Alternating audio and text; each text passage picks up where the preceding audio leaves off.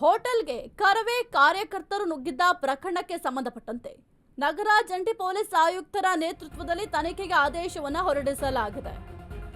ಹೋಟೆಲ್ಗೆ ಕರವೇ ಕಾರ್ಯಕರ್ತರು ನುಗ್ಗಿದ್ದ ಪ್ರಕರಣಕ್ಕೆ ಸಂಬಂಧಪಟ್ಟಂತೆ ನಗರ ಜಂಟಿ ಪೊಲೀಸ್ ಆಯುಕ್ತರ ನೇತೃತ್ವದಲ್ಲಿ ತನಿಖೆಗೆ ಆದೇಶವನ್ನು ಹೊರಡಿಸಲಾಗಿದೆ.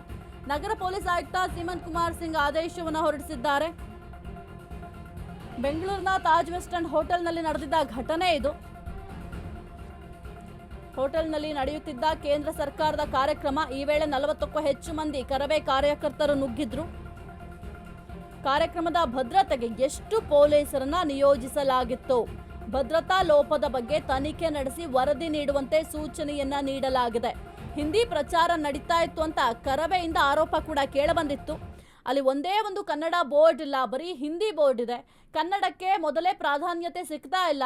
ಕನ್ನಡವನ್ನು ನೀವು ಅವಹೇಳನ ಮಾಡ್ತಾ ಇದ್ದೀರಾ, ಕನ್ನಡವನ್ನು ದೂರ ಇಟ್ಟಿದ್ದೀರಾ, ಹಿಂದಿಯನ್ನು ಯಾಕೆ ಬಳಕೆ ಮಾಡಿದ್ದೀರಾ, ಕನ್ನಡ ಬಳಕೆ ಮಾಡಬೇಕಾಗಿತ್ತು ಅಂತ ಏಕಾಏಕಿ ತಾಜ್ ವೆಸ್ಟ್ ಎಂಡ್ನಲ್ಲಿ ನಡೀತಾ ಇದ್ದಂಥ ಒಂದು ಸಮಾರಂಭಕ್ಕೆ ಏಕಾಏಕಿ ಕರವೆಯವರು ನುಗ್ಗಿದ್ರು. ಈ ಪ್ರಕರಣಕ್ಕೆ ಸಂಬಂಧಪಟ್ಟಂತೆ ನಗರ ಜಂಟಿ ಪೊಲೀಸ್ ಆಯುಕ್ತರ ನೇತೃತ್ವದಲ್ಲಿ ತನಿಖೆಗೂ ಕೂಡ ಈಗ ಆಲ್ರೆಡಿ ಆದೇಶವನ್ನು ಹೊರಡಿಸಲಾಗಿದೆ.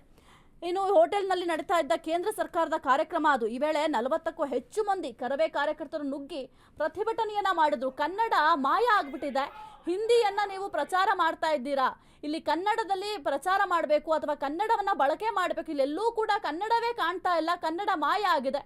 ಏನು ಹಿಂದಿಯನ್ನ ಪ್ರಚಾರ ಮಾಡಲಿಕ್ಕೆ ಅಂತೇಳಿ ನೀವು ಸಮಾರಂಭ ಮಾಡ್ತಾ ಇದ್ದೀರಾ ಅಥವಾ ಈ ಪ್ರೋಗ್ರಾಮ್ ಹಿಂದಿ ಪ್ರಚಾರ ಮಾಡಲಿಕ್ಕೆ ಅಂತಾನೆ ಮಾಡ್ತಾ ಇದ್ದೀರಾ ಅಂತ ಕರವೇ ಅವರು ತಮ್ಮ ಆಕ್ರೋಶವನ್ನು ಕೂಡ ವ್ಯಕ್ತಪಡಿಸುವ ಕೆಲಸವನ್ನ ಮಾಡಿದ್ರು.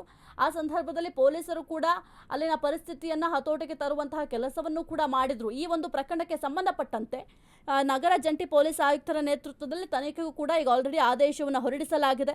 ಇನ್ನು ಹೋಟೆಲ್ನಲ್ಲಿ ನಡೀತಾ ಇದ್ದಂತಹ ಕಾರ್ಯಕ್ರಮದಲ್ಲಿ ಎಷ್ಟು ಜನ ಪೊಲೀಸರನ್ನ ನಿಯೋಜನೆ ಮಾಡಲಾಗಿತ್ತು? ಯಾಕೆಂದ್ರೆ ಏಕಾಏಕಿ ನುಗ್ತಾರೆ, ಅದು ಕೂಡ ಕೇಂದ್ರ ಸರ್ಕಾರದ ಸಮಾರಂಭಕ್ಕೆ ಏಕಾಏಕಿ ಕರವೇ ಅವರು ನುಗ್ತಾರೆ ಅಂತ ಅಂದ್ರೆ ಭದ್ರತೆ ವೈಫಲ್ಯ ಕೂಡ ಎದ್ದು ಕಾಣಿಸುತ್ತೆ.